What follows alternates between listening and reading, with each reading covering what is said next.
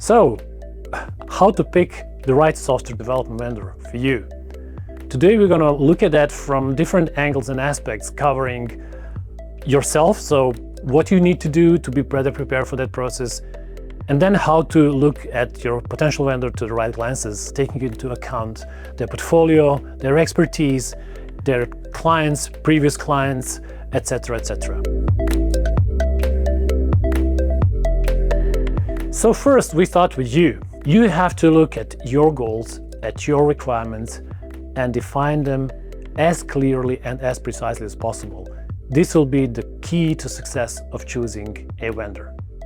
Once you've done that, we can look at your potential vendors and start with reviewing their portfolio and case studies. This is very important. Previous work will speak a lot about them, about their expertise. You can take a look at some details of their work, preferably case studies that they've published, but also case studies at review at third-party platforms that may give you additional insight into how they work, how successful they were, what problems have they been solving for their clients, and also what value have they brought to their previous clients. Connected to that, check out their client reviews, ask for references, check their own sources, but also, again, check on independent third-party sources to see if there are any reviews, any testimonials from clients that the vendor has worked with that can give you additional and vivid insight into how that collaboration looked like. Next up is evaluating your vendor's technical expertise. That may not be an easy one for you, especially if you don't have the right technical acumen and expertise to evaluate them, but nonetheless, try really looking deeper into the tools, the technologies they're using. Bring in someone you trust who may have the right expertise to evaluate your vendor. And also, as we mentioned before, look at their case studies, look for similar ones in terms of the features, in terms of the domain that is of your project, and check them out very thoroughly to see how the technical setup of those projects look like.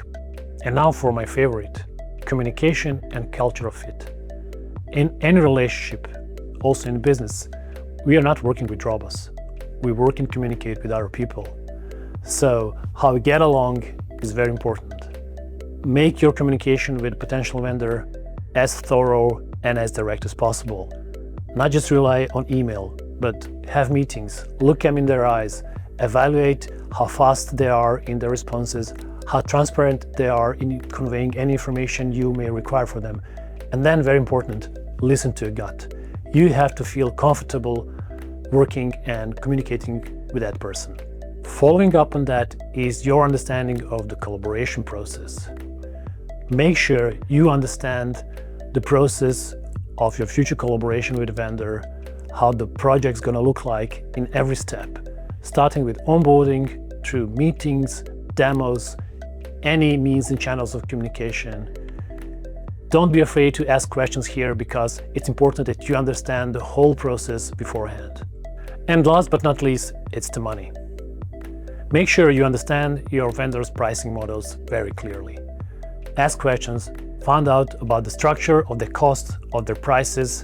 Make sure that you understand whether it's a fixed price project and pricing, or it may be a time and material charging. All these are very important for a future collaboration.